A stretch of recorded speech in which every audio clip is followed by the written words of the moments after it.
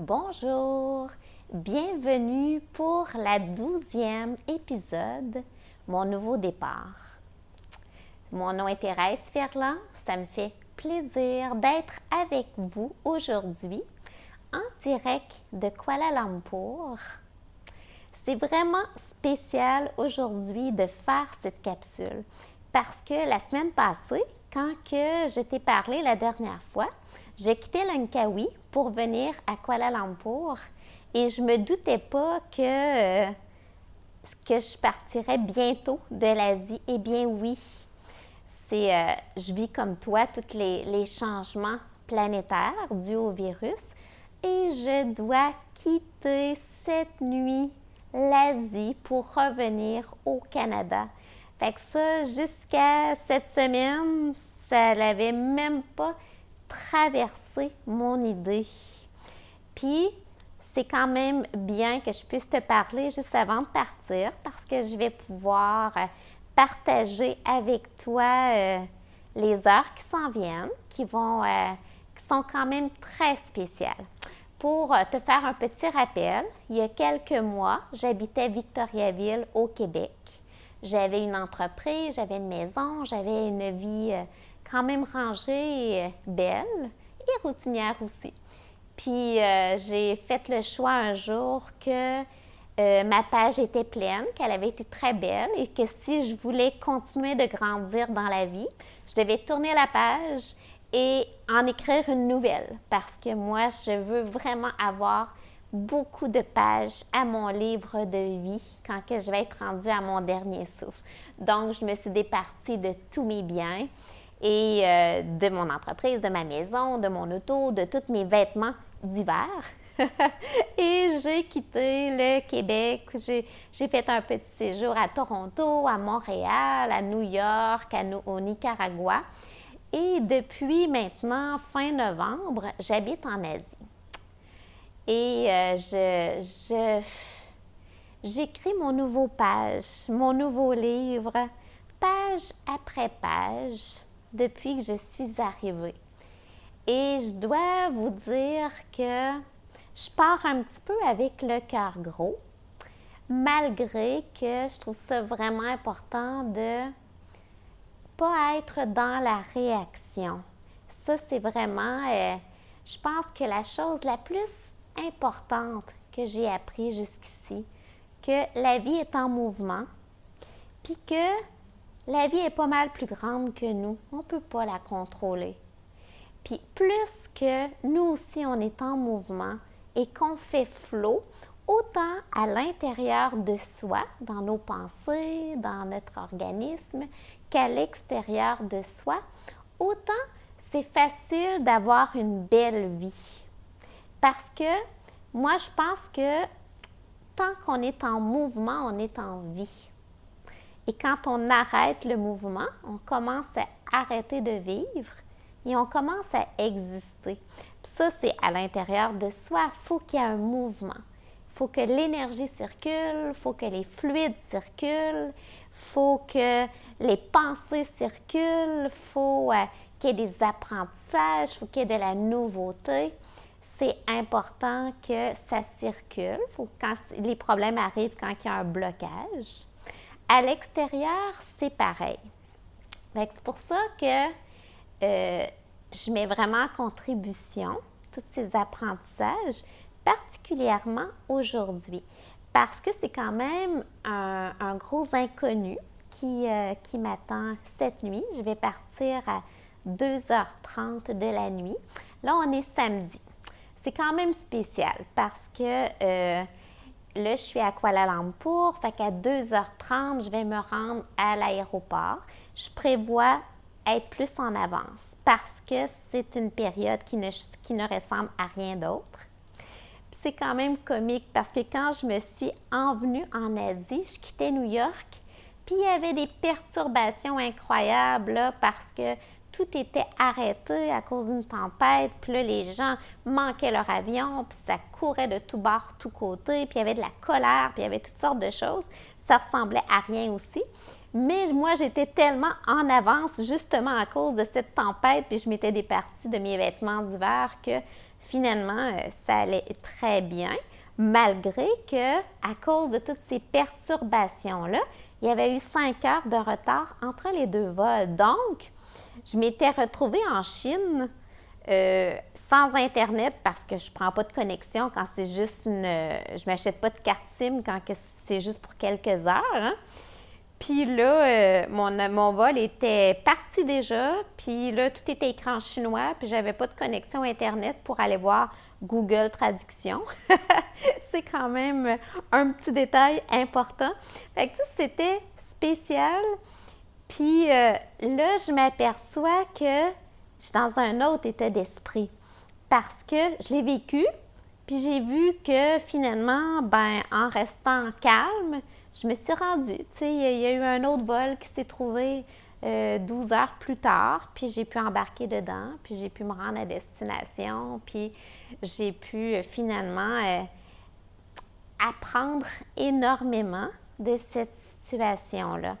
Puis ça, là, c'est ces apprentissages-là que je mets à contribution parce que je vais partir, moi, mon vol, il est demain matin, qui est dimanche matin. Puis je vais faire une escale au Japon, donc environ 8 heures plus tard. Et ça donne que pour rentrer au Canada, Japon, c'est pas l'affaire qui est le plus fréquent. Donc, il y aurait peut-être une possibilité que mon deuxième vol, qui est pour 15 heures, du Japon à Montréal, il soit cancellé. Fait que ça pourrait arriver. Fait que là, à ce moment-là, mais ça ne me donne rien là, de m'inquiéter présentement. Je ne sais pas. Si ça arrive, eh bien, je vais revenir dans ma respiration, puis je vais trouver une solution à ce moment-là. Puis, dans l'autre situation, tout va bien se passer. J'ai 2 heures entre mes deux vols. Je vais prendre mon deuxième avion au Japon pour arriver à Montréal. Puis, tu sais, qu'est-ce qui est le plus spécial, c'est que je pars dimanche matin. Je fais environ 25 heures d'avion et j'arrive dimanche, 25 heures plus tard. Parce que je recule au niveau du fuseau horaire. Fait que quand que je vais arriver, ça va faire comme 25 heures que je suis peut-être réveillée, là, parce que pour le moment, je ne dors pas facilement en avion. Je verrai cette fois-ci. Mais c'est comme si je venais de partir finalement. Puis là, j'arrive à Montréal et imagine, moi, j'ai juste un sac. Ça veut dire que le vêtement que j'ai présentement, c'est mon vêtement le plus chaud que j'ai gardé. J'ai gardé 2 robes, 2 camisoles, 2 leggings, puis c'est tout. Fait que, parce que je me doutais pas que je reviendrais à l'hiver. Puis ce chandail-là, c'est le plus chaud que j'ai, mais on s'entend que c'est un chandail d'été. C'est un tricot d'été. Puis mes souliers sont troués, puis je vais arriver, puis là, c'est à Montréal, style à moins quelque chose, avec beaucoup de neige, avec rien d'autre. Mais, qu'est-ce que tu veux? Je verrai à ce moment-là, puis il y aura des solutions à ce moment-là. Ça ne me donne rien de présentement de m'inquiéter par rapport à tout ça, parce que je ne profiterai pas de ma dernière journée. Puis, j'empêcherai pas de toute façon. Qu'est-ce qui se produira à ce moment-là? Puis, il y aura des solutions. C'est un peu vraiment le message que je veux te transmettre aujourd'hui. C'est inconnu tout ce qu'on vit, vraiment inconnu. La planète, je pense, n'a jamais vécu un moment historique comme on le vit. Puis qu'est-ce qui est spécial, c'est que même les dirigeants, c'est inconnu, donc ils ne peuvent pas nous rassurer. Puis ça, c'est un peu unique aussi, l'humain aime ça se faire rassurer. Puis là, il n'y a pas d'autre humain qui peut nous rassurer. Ça veut dire qu'il y a 2 solutions. On peut être dans la réaction.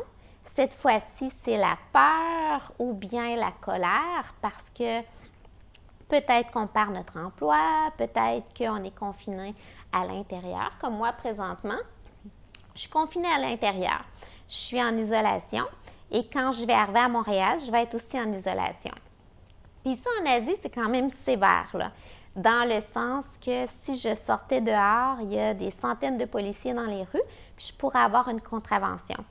C'est pour ça que je suis vraiment en isolation. Mais je suis bien ici, là. Puis tu sais, là, la vue est belle, la vue est vraiment belle. Puis on dirait, là, vu que je sais que je ne reviendrai pas tout de suite, je regarde à travers la fenêtre tout le vert. Oh, que j'aime ça, voir ce vert-là. Toutes les plantes, parce que Kuala Lumpur, c'est rempli de verdure. Ben, j'en profite, là, je savoure. Je m'étais fait des provisions, ça va bien aller pour me rendre jusqu'au départ, et ça va être un départ. Puis, c'était pas prévu parce que je suis vraiment heureuse ici. Puis, je construis ma vie de rêve. Par contre, là, la situation fait que je dois revenir. Eh bien, ça ne change rien dans mon état d'esprit. Je vais continuer à bâtir ma vie. Ça a servi à quelque chose de fondamental les mois que j'ai vécu ici. J'ai pu me prouver que ça me rend très vivante de bâtir ma vie jour après jour, un peu dans l'inconnu. Ça m'a permis de savoir que je peux être heureuse ailleurs. Je peux être heureuse. Puis vraiment, moi, ça donne que ça a été un coup de cœur total. Kuala Lumpur, Bali, Langkawi, c'est pas mal les 3 endroits que j'ai découverts depuis que je suis arrivée. Quand j'étais à Bali, je suis allée 3 fois, j'ai fait 3 endroits différents. Et ici, j'ai fait aussi 3 endroits différents. Là, c'est écourté, mais je m'aperçois que la combinaison des deux, elle est parfaite parce que c'est quand que je vais à Bali, c'est le prix d'un billet d'autobus Montréal-Victoriaville. Puis ça prend 2 heures d'avion, puis je suis rendue complètement dans un autre style d'habitation. Puis là, à ce moment-là, ça me permet de combiner et la grande ville et les rizières et tout le côté montagne, campagne et tout ça, là. Puis ça me plaît beaucoup. Et quand je suis ici, ben je peux être très productive, puis je sais que c'est rempli de parcs. Ça m'a permis de me prouver aussi que je ne me suis pas ennuyée de l'hiver du tout, puis que 35 degrés, moi, ça me convient parfaitement, sincèrement. 35 degrés, pour moi, c'est le paradis. Fait que c'est pour ça que demain, je vais être style 40 degrés plus froid que présentement. A priori, c'est moins le paradis à mes yeux, la température. Mais Montréal, c'est une ville que j'aime beaucoup. Puis j'ai déjà habité à Montréal pendant 5 ans, puis je vais la vivre autrement. Puis je sais que c'est un au revoir. Puis ça m'a ouvert la porte aussi, comment que la planète, elle est belle, comment qu'elle est grande, comment qu'il y a toujours des solutions. J'ai tellement appris depuis que je suis ici, là. J'ai développé mon entreprise en ligne. Ça, c'est complètement nouveau et sincèrement, c'était la partie du gros défi parce qu'avant de quitter, j'étais pas bonne, pas en tout à travailler sur Internet, là. Là, j'ai encore beaucoup de chemin à faire, sauf que, eh bien, j'ai pu me prouver que ma première formation est en ligne, la deuxième, je vais la mettre en ligne. Je travaille fort là, cette semaine pour la mettre en ligne avant de partir. Qu'il y a toujours des ressources sur Internet quand tu es bloqué, puis que c'est possible, puis que finalement, je grandis beaucoup, puis que ça m'a aidé énormément à apprendre l'anglais parce que les ressources sont plus nombreuses en anglais. C'est vraiment le fun. Fait que je suis très contente. Ça a été des gros apprentissages la période que j'étais ici. Là, c'est très spécial parce qu'à temps normal, Kuala Lumpur, il y a des foules partout. Là, c'est désert. C'est vraiment désert. Il y a une ambiance désert, un peu comme peut-être que tu la vis à ta maison. Fait que ça fait vraiment très spécial après le côté luxuriant que j'avais connu parce que c'est une ville très futuriste, très ouverte sur le monde. Fait que c'est pour ça que ma prochaine émission, je vais la faire du Québec. Fait que ça va être complètement dans un autre décor. Puis idéalement, je vais m'être trouvé un gros coton ouaté, puis je vais avoir un gros coton ouaté pour te parler. Je pense que dans les débuts, je vais être très frileuse, vu que là, j'étais habituée d'être nu-pied puis en petite camisole depuis que je suis arrivée. Toi, j'espère que ça se passe bien toute cette période-là. Parce que c'est une période qui est là, je pense qu'il n'y a rien qui arrive par hasard. Fait qu'on a toutes des choses à apprendre de cette situation-là. Puis les meilleures décisions viennent toujours de l'instant présent. Rappelle-toi ça. Les meilleures décisions viennent de l'instant présent. Toutes les décisions que l'on prend sous l'influence de la peur ou de la colère, ça c'est la réaction, ça vient d'une partie du cerveau qui nous permet de réagir rapidement sans voir l'ensemble de la situation. Donc, ce n'est pas des bonnes décisions. Fait qu'à chaque fois que tu te ramènes à l'instant présent, par la respiration, peut-être par la méditation, ça peut être un beau moment pour t'y mettre. Là, c'est l'ensemble de la situation. Qu'est-ce qui arrive? C'est que tu viens mettre un espace entre toi et la situation. Sinon, tu as le nez collé dessus. C'est ça la grosse différence. Fait qu'en mettant cet espace, tu peux observer, voir toutes les possibilités, puis tenir compte de toutes ces possibilités-là dans ta décision. Fait que c'est le meilleur conseil que je te donne dans toutes les décisions que tu as à prendre présentement qui sont basées sur l'inconnu, qui a beaucoup de peur, qui a beaucoup de tout. Prends le temps de respirer. C'est sûr que moi, le côté prof de méditation te dirait prends le temps de t'initier à la méditation, mais voilà. Sinon, prends le temps de respirer. Puis au moins 3 bonnes respirations avant toute décision. Après, prends le temps d'observer. Puis dis-toi que les pensées, ils vont venir dans la tête. Si tu es habitué que c'est des pensées qui sont axées sur la peur, il va y avoir des pensées axées sur la peur qui vont continuer de venir dans ta tête. C'est très rassurant de continuer d'avoir toujours les mêmes pensées. Mais c'est ta force, ta liberté humaine de choisir de changer tes pensées pour en mettre des positives. Parce que le fait d'emmener des pensées positives va emmener des émotions positives. Tu vas vivre moins de stress, tu vas vivre moins de colère, tu vas vivre moins de tristesse, peu importe ce que tu vis présentement qui pourrait être négatif. Ça va tomber dans du positif si tu mets des pensées positives dans ta tête. Fait que ça peut être un beau travail. Pratique-toi à ces temps-ci. Chaque fois que tu as une pensée négative, change-la pour une positive. Ça ne veut pas dire de ne pas être réaliste, non. Une pensée négative, c'est pas qu'on est plus réaliste, c'est qu'on voit le côté négatif. Ça ne veut pas dire qu'il n'y en a pas de négatif, non.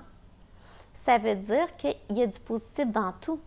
Il y a de l'équilibre dans la vie, du blanc et du noir.